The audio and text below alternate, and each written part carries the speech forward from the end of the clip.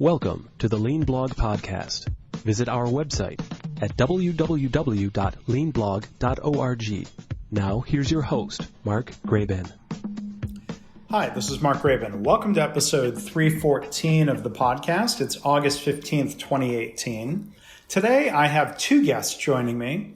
They are Skip Steward, the Chief Improvement Officer at Baptist Memorial Healthcare in Tennessee, and Brandon Brown, the owner and Master Kata Coach at his firm, Continuous Coaching Commitment, LLC. In this episode, we discuss their use of methods such as training within industry and TWI Kata in the important work of healthcare improvement. Skip and Brandon both have backgrounds in manufacturing, but they've been able to translate lean skills and mindsets into healthcare. We'll also talk about their dynamic as consultant and client and how the roles of coach and learner are often very situational and how we can be both at different times. So if you'd like to get links to more information, videos, I've linked to the Baptist Management System channel on YouTube in the blog post for this episode.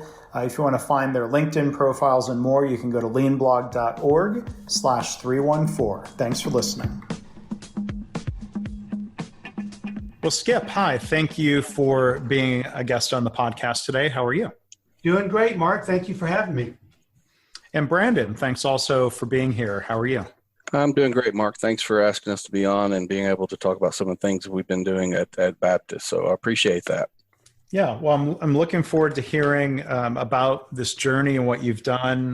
The both of you share a lot of great stuff on LinkedIn and YouTube, and we'll make sure people know how to find you online and find some of those other stories and examples. But I start off with introductions and hear a little bit about your backgrounds and how you got to the different roles that you have here working to improve healthcare. So Skip, if you can start first, I'd be curious to hear about a little, your career path and background with lean or however you would frame different improvement methodologies. Sure. So my career started about 26 years ago. The predominant majority of it was in manufacturing. The majority of that time was with one company, Emerson Electric, a subsidiary of theirs known as Copeland, which otherwise eventually became known as Scroll Technologies. That's where I spent the majority of my career. And actually, I was introduced to, let me start off by saying my career got heavily influenced by the work of Dr. W. Edwards Deming. When I started my career off, a mentor was a friend of ours, Mark, Dr. Don Wheeler out of Knoxville. And so they were heavy influencers.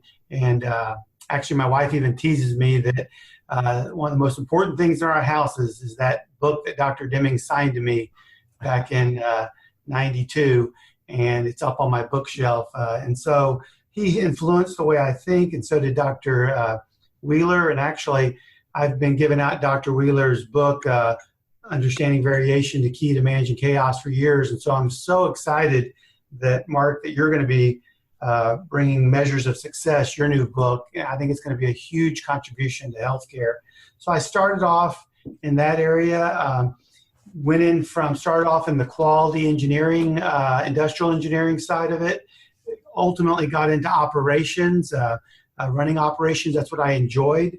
And I was introduced to lean, probably a way that many folks was with the book Lean Thinking, and Dan Jones and Jim Womack, and even went through an Emerson 6-week Lean Champion certification. So that was my initial introduction into lean. And back in 2008, I left Emerson and went into the private equity world. And by that way, I got introduced to healthcare, working with some of the nation's largest healthcare organizations. And then I left that world and came to Baptist starting in the summer of 2013 when they first created my position, and that's when we started putting together what we call the Baptist Management System. We don't necessarily use the word lean, not that there's anything wrong with that word, we just refer to it as the Baptist management system. Well, yeah, I mean, I say this half seriously. There are some things wrong with the word lean. It can be kind of an off-putting word, and that's probably a discussion for a different day. But well, thank you for mentioning my book, and Don Wheeler. I've given away and lots of copies of his book over the years. I'm curious, to hear your thoughts. Before we move things over to Brandon, how would you describe if somebody were to ask, what's the connection between Deming and lean? Why should Deming be relevant today? How would you answer that? I think that Deming taught a meta routine, a way of thinking that is prevalent today as it ever has been. Many folks give Dr. Deming the credit from taking his mentor, Dr. Schuhart's PDCA, Plan, Do, Check Act, and translating it into Plan, Do, Study Act or Plan, Do, Study, Adjust. But his line of thinking, just even if you do nothing short of going through the 14 points, that thinking is just as consistent as it is today. And we even see some of his thinking all through the Shingo principles. As a Shingo examiner, when I think of things like think systemically and have a constancy of purpose. Well, I first learned those principles and concepts through Dr. Deming when I was introduced to him around 26 years ago. So I actually think that it would serve us well for a lot of folks to go back and to read some of Dr. Deming's original works, whether that be Out of the Crisis or whatever it may be. But, he's a brilliant man. He's up there with Dr. Russell Akoff and some of the great thinkers that we've had. Yeah, I agree. I would second that recommendation to go read books by Deming, books about Deming. I think sometimes that's a missing foundation for folks. So maybe we can come back and touch on that later. But Brandon, can you tell us a little bit about your career path and your introductions to or perspectives on lean and various approaches like that? Sure, Mark. About the same time frame that Skip was talking about, 25 years ago, took my first job. I'm a mechanical engineer and industrial engineer by degree. So I went in to work for Lincoln Automotive, not the Ford company, but they're a Pentair company, designing automotive service equipment, grease guns, jack stands, hydraulic jacks, things like that, and was really a design engineer launching products into new products into production, into manufacturing, working with cross-functional teams to manage those projects. Shortly after that, I got an opportunity to take a little bit deeper role into manufacturing as an engineering manager for Waterloo Industries. They produce Sears Craftsman toolboxes and cabinets and about 95% of what Sears sells. And then at that point, we were really moving about that time. Skip was talking about lean thinking, The Machine That Changed the World, all those books.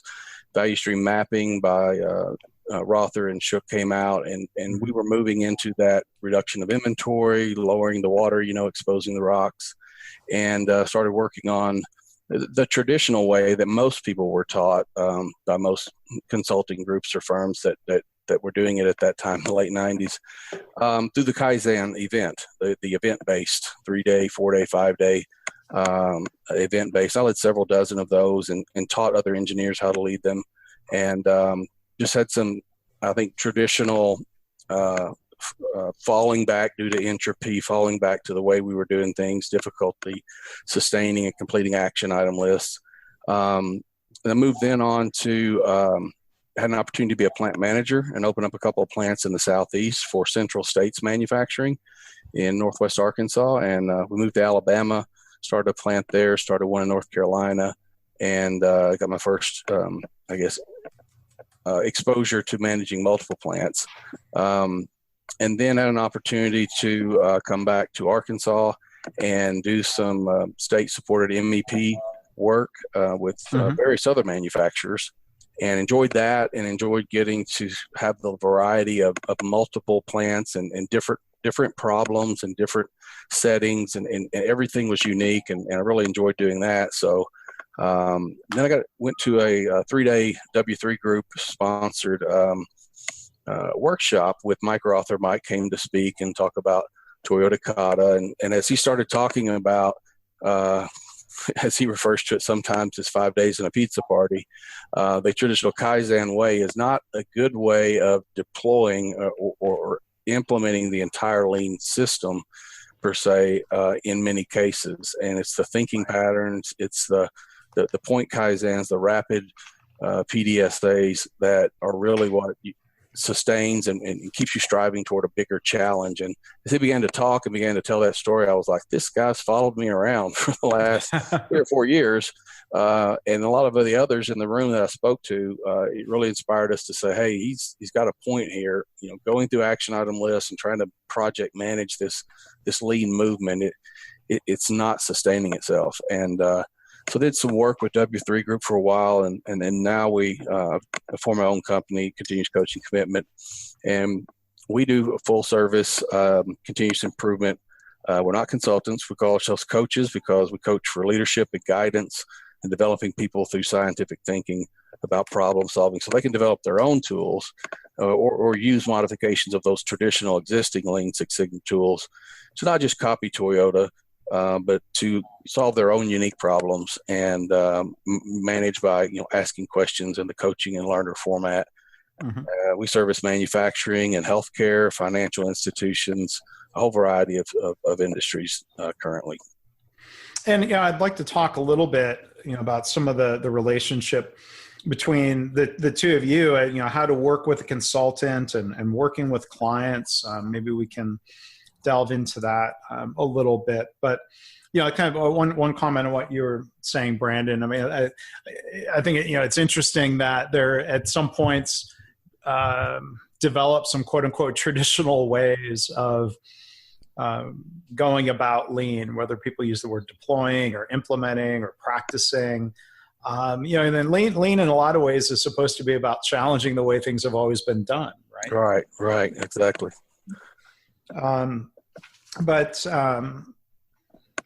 Skip, or maybe it's a question for the both of you, since you have experience in manufacturing originally as I do, and I know you've run across these questions. So I'll hit you with them. I'll start with Skip on the one version. So when someone says, "All right, but Skip, patients aren't cars," what's your general response to that objection? I've actually had that before. Yes, you have.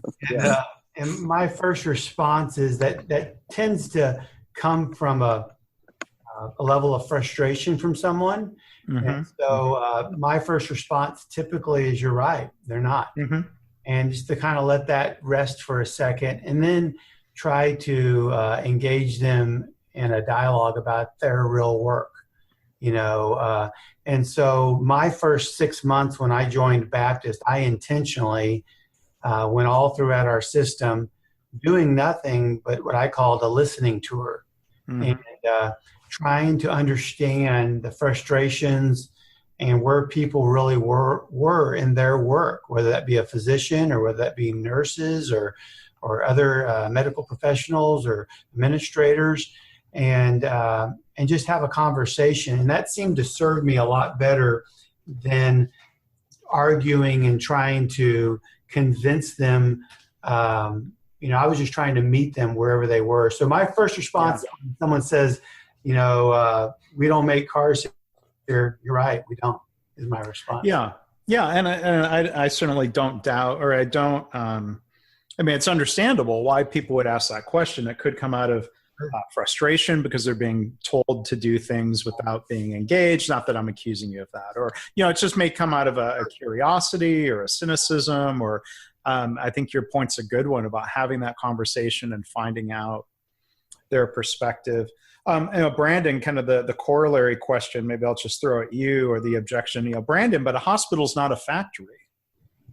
Yeah, exactly. And I'll say it's not. And what I'll start to talk to them about, as Skip said, meet them in their world. And I'll ask questions like, well, tell me about your hospital. Do you have different processes that take the patient step by step through, assessing the patient, the doctor getting tests, then getting that information back to make a diagnosis, executing the plan of care, flowing the patient through this large building we're in right now. And they'll immediately say, well, yes. And they'll start telling us, well, tell me about some of the goals that you have that have been set for this process or that process. And they'll start to usually talk about time-related goals or quality of care-related goals. And I'll just try and talk to them about that and say, well, I know that manufacturing and healthcare aren't the same, but those same things you're telling me go on under a manufacturing roof. You just told me it's going on under here. So maybe some of these tools or some of these thinking patterns and processes that we're trying to coach people with, maybe they might be applicable to helping you meet your goals and helping you meet the challenges that you face in providing the best care and at the lowest cost. And those are the same type of things that manufacturers are under. It's just not a person. Yeah, and I love the way both of you frame that of problems that need to be solved, opportunities, and developing something of your own instead of as you said, Brandon, not just copying Toyota. So Skip, let me bring it back to you a little bit. I'd be curious to hear some of the origin story, if you will, of Lean or the Baptist management system. Did that start with your chief improvement officer role being created, or were you brought in to help lead an existing movement? How can you talk about what was happening in 2013? Sure. So my boss, which I think you've had the opportunity to meet, Dr. Paul DePriest, he came out of the University of Kentucky's healthcare system and was heavily influenced by a little factory near him called Toyota, Georgetown, Kentucky. And he met several people there and even put himself through a Lean certification program that was, I think, put on both by Toyota and the University of Kentucky College of Engineering. And so he had the vision for this. He went to the board and created this position. We spent 6 months getting to know each other, and he asked, would I be interested in stepping out of an operations role and coming in to Baptist and introducing this into healthcare and creating the Baptist management system. So that was the original origin of that. But then to get it started, like I said, I spent the first 6 months really spending time throughout our system trying to meet people and trying to understand. And what became very, very clear to me in the first 6 months was how important the interpersonal skills were, and that the culture of healthcare, the culture of Baptist, and just trying to really listen. There's a phrase that comes from the Bible, my faith, it says, in James, it says, be quick to listen and slow to speak. Mm-hmm. And so I wanted to just listen. And so as we first started introducing the Baptist management system, I started off still not knowing if folks would embrace this work or not. And I started off with putting together a little workshop around managing to learn, John Shook's book. And I took the improvement kata model and I baptized it. And Mike Rother always likes to tease me that he's never had anything baptized before. And so I made that model look very Baptist. So on that model, instead of having just a irrelevant symbol to the far right that represents the vision, I used our logo with the word vision inside. And then I basically worked with our graphic artist to make it look Baptist. And I started introducing the language of current condition, countermeasures, target condition, PDSA. And what I found was that people were very much willing to embrace that language. And that experiment from that perspective went really well. What didn't go well was, even though I had communicated quite consistently at first that if we're going to do this A3 thing the correct way, we need to have a learner and a coach. Not everyone heard that. I think what happened was a lot of people took the form and somehow unconsciously thought if they fill out the form, magic would occur, And so they adopted the language. That was good, but I could see that the whole learner coach was not going well. So I knew I was going to do it eventually anyway. So we introduced TWI Kata in one of our hospitals, and really it caught on like wildfire. We kind of started with our Northeast Arkansas hospital that happened to also 3 weeks ago have a Shingo site visit, and we used it as a model site like John Toussaint talks about, I believe. And so that's an area where we really started Kata and TWI and strategic deployment and things of that nature. And it caught on like a grass fire, just very much so out of that model hospital throughout our system. Let me kind of pause there and see if I'm answering your question. Yeah. No, well, I was just going to ask a follow-up question. I mean, why do you think, what were some of the factors that led to it catching on that way? Well, I think one reason was the TWI Kata, that gave them something they could jump in and do. And we laid out the roles of learner and coach and second coach. They also started in certain areas, both clinical and non-clinical, in the ED and in the billing department and the call center. They started seeing some success to where if they changed the way that they were playing the game, that they would get different results. And they saw this experimentation mindset and these habits and routines that we were trying to introduce really start producing a lot of results. And like many companies, healthcare in our system is no different. They tend to be pretty competitive with each other. And so as other administrators and throughout the system started hearing about the executives talk about the great success that was coming out of these experiments at NEA, my phone started ringing off the hook. And that's when I started bringing Brandon in, and it just kept on and kept on. So that would be a big factor, is them hearing about how other counterparts of theirs, other nurses, other administrators were all having success, and they wanted to play also. Yeah, so maybe that's a good point to bring it back over to Brandon. Can you talk about being brought in as a coach for these TWI Kata efforts or other things that you're helping with? Well, Skip and I had known each other from just colleagues and professionally for 4 or 5, maybe 6 years prior to 2015. It was about that time I was starting to do independent work and forming continuous coaching commitment. And I think it was about late 2015. Skip just called me up and said, "Hey, through a mutual colleague, wondered if you would come over to one of our hospitals and just take a look at our TWI Kata deployment, our Kata work that we're doing. Tell us what you think in relation to what you've seen, how you practice, how you learned." And it was just a kind of a casual, come over for 3 days. And I just began to start to try and develop those relationships with the different people and understand the healthcare world. First thing I told him was, "Skip, I don't know anything about healthcare." And he said, "Oh, no, it's a process. You'll do fine." I was a manufacturing guy before as well.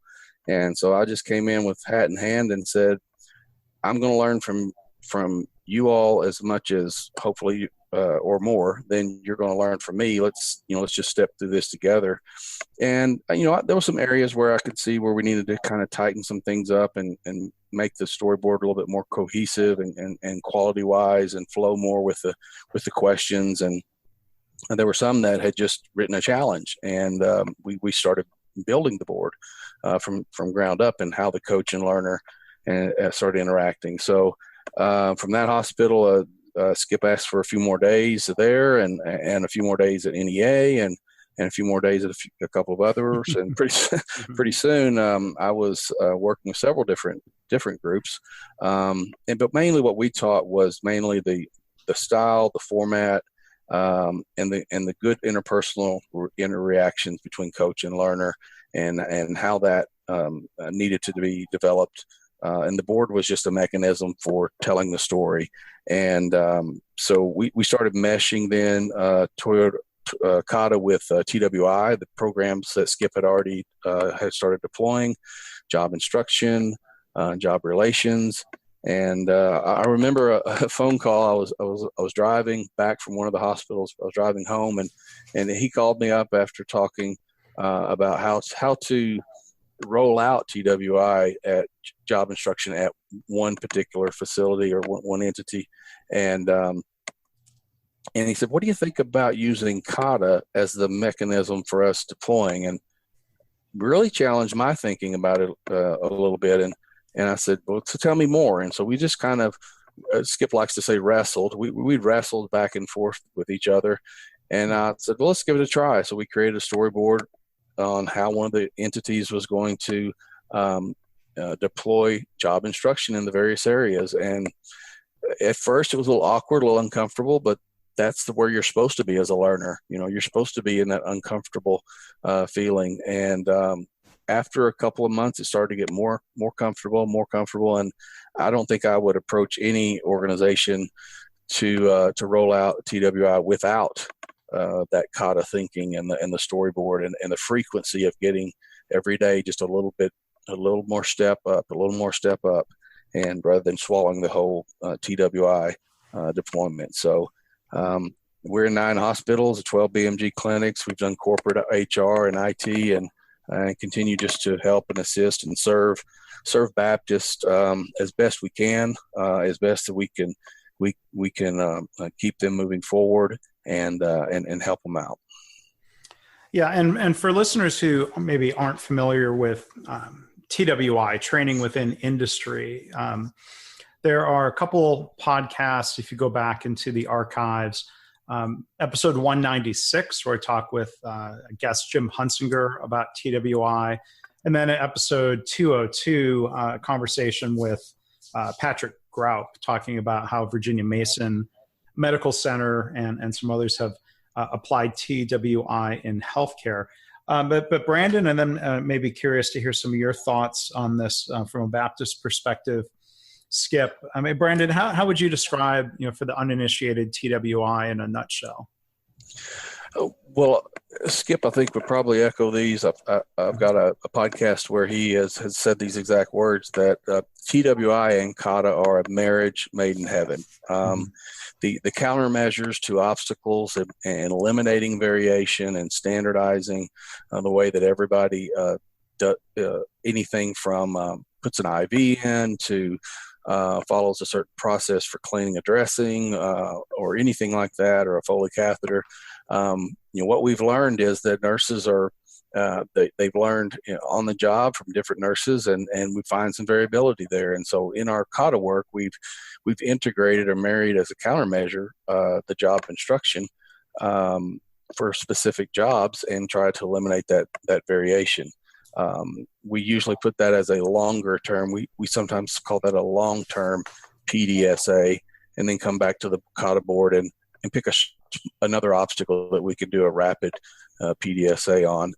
As far as job relations, I mean, there's no better method that I know of to develop good relation between second coach, and learner than the 4-step methods of job relations. And we've also found, I've got a coach that's using job methods. He's went through the job methods course. And again, I don't know of a better way of understanding your current condition and breaking down a job than using job methods to find out what you can eliminate, what you can improve, what you can reduce, and then envisioning what you want in that process for a target condition. So I've got one coach that if you look at his Kata board, his storyboard, that's the first thing you'll see at the top is the JM breakdown on both sides of the current and target. and then the metrics just flow from there, and the obstacles and the experiments. Yeah, well, thanks for that quick synopsis. And I agree. These different methods, probably shouldn't be used in isolation. That we can kind of combine these into more of a system, if you will, a management system. So, Skip, maybe I'll bring it back to you and ask, whether it's in the context of TWI or Kata or the Baptist management system in general. There was a previous podcast where the one of you said that TWI Kata is a people development process, and people might think of it as a problem-solving process, and maybe those go hand in hand. But Skip, I'm curious to hear your thoughts on any of that, or why people development is a priority for Sure. your organization. So to build on that a little bit, is on our YouTube channel. You simply go to Baptist Management System, and you'll see our logo at Baptist Management System. There's a video on there that we made, and these videos are all really internal that anyone can look at them, but we created them for ourselves. There's one video on there called The Baptist Management System and Kata. And we talk about how things flow from the strategic deployment perspective through the huddle boards to the Kata boards, how TWI plays into that, and that whole process. So that might be beneficial to your listeners. But Kata specifically is a people development process, because what we're doing there is we're creating a meta routine. Just like we all have meta routines that we don't think about, we just do it. One of the obvious would be most of us drive to work and drive home every day, and we have no remembering. Many times we don't even remember the drive. And the reason is because we've created neural pathways in our brain to where it's just automatic. We don't have to think about it. Unlike my 16-year-old daughter that I'm trying to teach how to drive right now, she went and passed a driving test. So academically, that's wonderful. She had knowledge. She passed the test. But I put her in a car, and she didn't even know that where the brake was, or where the gas pedal was, or where the blinkers were. And she didn't even know what the purpose for the mirrors were. She had no skill. She had knowledge, but she had no skill. And so with Kata, we're trying to create this meta routine to where we can strive forward. We can experiment our way forward, where we're not necessarily looking for magic wands, but we're looking to experiment our way forward to multiple target conditions on our way to a challenge. And what we've seen out of that, Mark, is that we have seen people really get developed in their thinking. And what I didn't expect to happen that happened is it overflowed out of their work into their personal life. And so I've had multiple people come up to me and want to share private stories of either how they lost one person 75 pounds, or they cut their blood pressure in half, or another person started a business, and they all used it through this meta routine that we happen to call Kata, that makes up our Baptist management system. And to build a little bit on what Brandon was saying about TWI, we work a lot with Patrick Gropp and the TWI Institute out of Syracuse, New York, with job instructions, job relations, and job methods. And we see them going together inside of that thinking, not as something separate. So for example, what we've discovered is people that are practicing job relations are a significantly better coach than those that are not. And it starts to make sense when you understand job relations, because I could be the greatest engineer on the face of the earth, but if that learner does not have good self-efficacy, if they don't feel psychologically safe, then I'm never going to be able to coach them forward. And job relations helps me with that relationship with that learner. Job instruction fits natural, because what we discover quite often is as we're striving towards a target condition, what happens quite often is that we'll discover that every Tom, Dick, and Harry, they're doing a task completely different. They're all drawing blood different. They're starting an IV different. They're doing a central line dressing change different. You fill in the gap, but they're doing it different. And that variation, the kind of variation that you talk about in your new book, Measures of Success, that variation creates errors and mistakes. So it's not a magic wand, and it's not the only countermeasure, but job instructions helps us come in and create more than just a standard. It helps us create a standard behavior. And then job methods also fits inside of that Kata approach, because we will take what I call a loop in a value stream. So it may not be the entire flow of someone through an ED process, Mark, but it might be someone just in the triage. And so we'll take the triage process and we'll dissect it and we'll question. We'll ask, why are we doing this and what's the purpose? Our intentions is we're trying to see if we can eliminate that detail. If we can't eliminate it, we're asking, well, where should this be done? When should it be done? And who should do it? We're trying to see if we can combine or rearrange. And then we're asking how. And so by using those three legs of that TWI stool, job instructions, job relations, and job methods, it fits inside that Kata.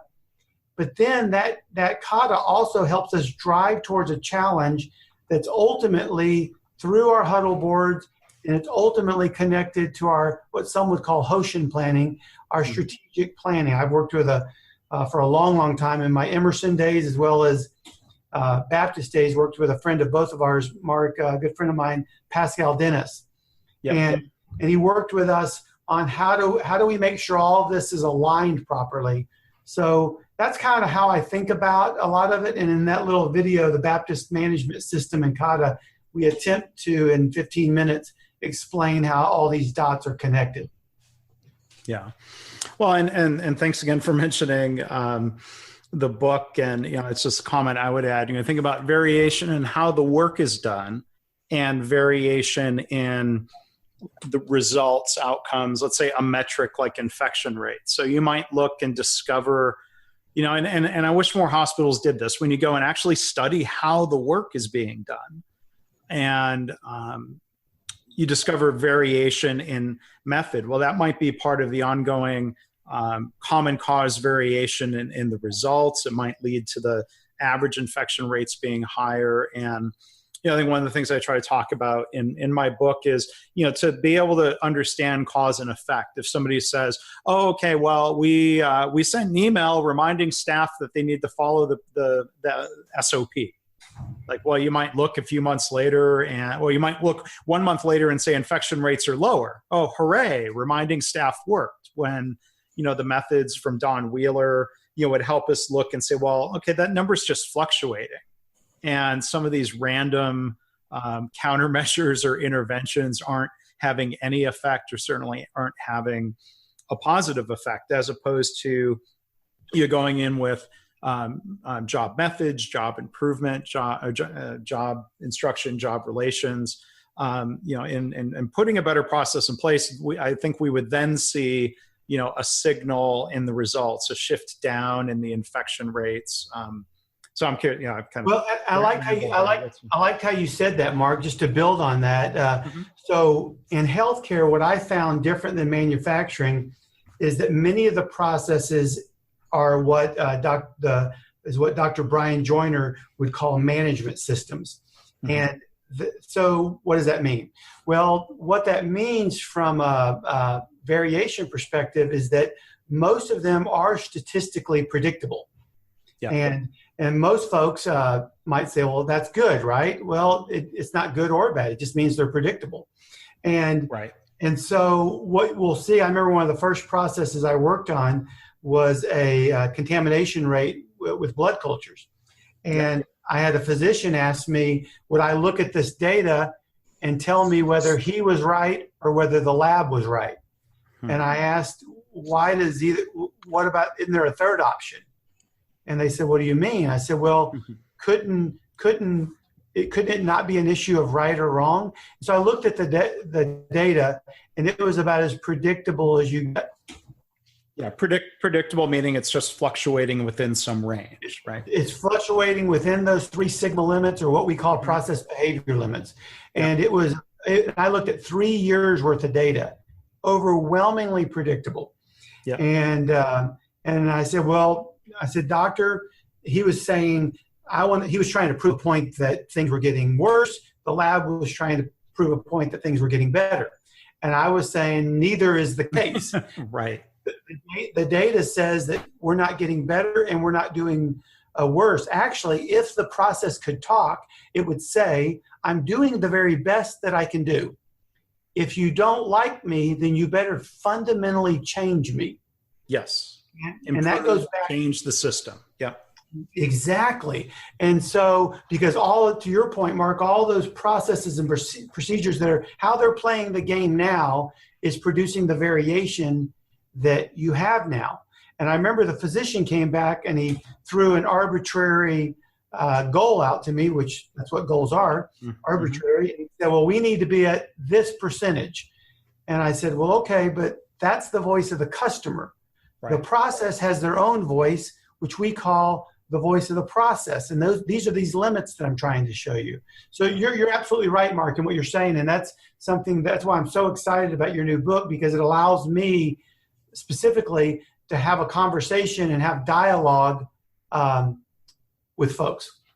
Well, thank you. And Brandon, as we go ahead and wrap up in a couple of minutes, and I'm going to have to invite the both of you back, or individually, or there's so many different things we could talk about. But Brandon, one other question I had for you, maybe building on this idea of TWI and Kata together.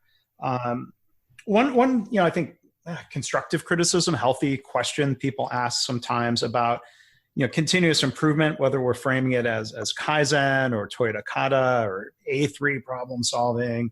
I've had people question, well, are we just improving a fundamentally bad process? So I'm curious to hear some of your thoughts on that, or at what point do you try to create stability, a good foundation before improving, or how would you frame any of that? Well, I think any of the methods that you've talked about, A3 problem solving, and DMAIC, any of the Six Sigma tools, Kaizen events, Kaizen blitz, value stream mapping, and going down a value stream, whether it's a service line or whether it's a manufacturing line, all of them are great methods. But taking a class and transferring knowledge from the teacher's head to my head, and then me going out trying to practice or trying to portray myself as an expert, that's not a good model. And I think many times people they think that it's going to occur and happen and blossom through that practice, which is very limited. Each one of those tools that you mentioned, each one of those methods has to be coached and practiced. And whether it's a Kaizen event that you practice regularly, you practice the format regularly, or whether it's an A3 problem solving. A3 without coaching is a tool that many times is ineffectively used. And I don't think you'll see any successful company such as Toyota that would say without a coach, without someone who's been there, who's been that learner, who's experienced that experiment or experienced that attempt at continuous improvement, failed, and then learned from it and improved upon it a second time or a third time or a fourth time. Without that coach that's been through that, they're all simply just tools. That's what I would have to say about any of the continuous improvement tools that are out there. They're all great. Kata plays well with all of them. We've gotten to points where we've gotten obstacles that we look at it and we say, man, this goes deeper than just a rapid small experiment where we're not moving forward, and we need to break that off and use another one of our tools. And then we'll get back to the Kata storyboard and continue to do rapid improvements, but it may need a DMAIC project done on it, or it may need a Six Sigma project or an A3. But even those need to be coached by an experienced person to be successful, in my opinion. Well, gosh, I feel like we have just barely scratched the surface of your experiences and perspectives. Maybe it's just to wrap things up. I want to thank again our two guests, Skip Steward and Brandon Brown. And I think this is the first time I've had guests who are, clients and consultants, or leaders and coaches, both of you, at different times and in both directions. So maybe it's just final question, real quick. I'll ask each of you. Skip, why does a good coach need to be a good learner first? I think it's hard to be a good coach if you haven't been a player. And so one of the things we've encouraged and everyone's been willing to buy into is we've asked folks to lead with humility, and regardless of your titles, to start off as a learner. So we've had directors that have 500 people reporting to them start off as a learner, and Brandon's coached a lot of them. And what they've told us inevitably every single time, Mark, is that once we rotate them into a coach's role, they'll always say something to the effect of, well, this coaching is really tough. When I ask them to explain, they'll say something like, well, I never thought about me being a person that just likes to give orders, but I'm realizing it's easier to give directives than it is to coach. But because I was a learner for a good period of time, it's helped me with that temptation. And so even myself, even though I've done this for a long time, I get coached every week. And it makes me, I'm willing to be more vulnerable. And by being willing to be more vulnerable, it helps me be a better coach also. And Brandon, what are your thoughts on that question? Very similarly, I was told one time by a mentor that said, take water skiing, for example. You can read a book on water skiing, you can go to the lake and you can read your book on water skiing while you're watching people water ski and do all kinds of tricks on water skis. But if you haven't put the skis on, gotten in the water, and had that rush of water almost drowned you as it goes up your nostrils, you don't really have an appreciation for the skill of being able to water ski. And I think in any of these methods, as Skip was talking about and referring to, if you've not experienced it, you can't just use your title and say, okay, I'm a coach, I can do this. Or you can't just do a week or two. We've got directors of peri-op, directors of med-surg. I mean, I could tell you many stories, but I know of one director of peri-op that he went through the learner, the first coach, the second coach. And then I came back for another site session and he was in the learner role. And I said, hey, why are you back in the learner role?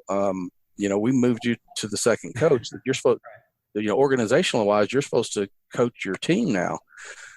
He said, well, Brandon, I realized that I didn't do and learn from the experiments when I first started. I didn't know enough to do the type of experiments that were either successful or learn from my failures. So I want to go again. I want to go through all three of them again. We've had a director of med-surg that, unfortunately, due to turnover, had to move to a first coach and then down to a learner again, probably 2 or 3 times over a year's period.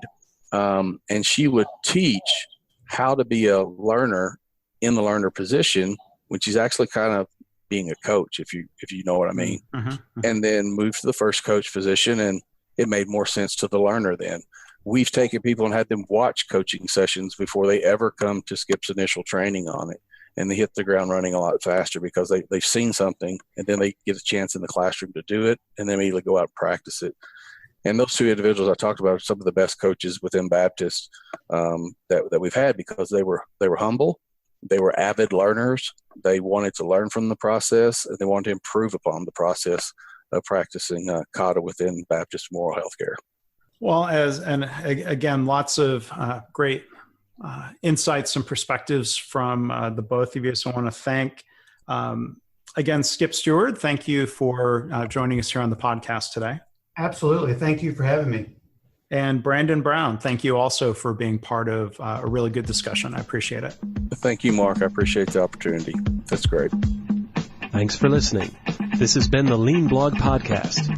For lean news and commentary updated daily, visit www.leanblog.org. If you have any questions or comments about this podcast, email Mark at leanpodcast@gmail.com.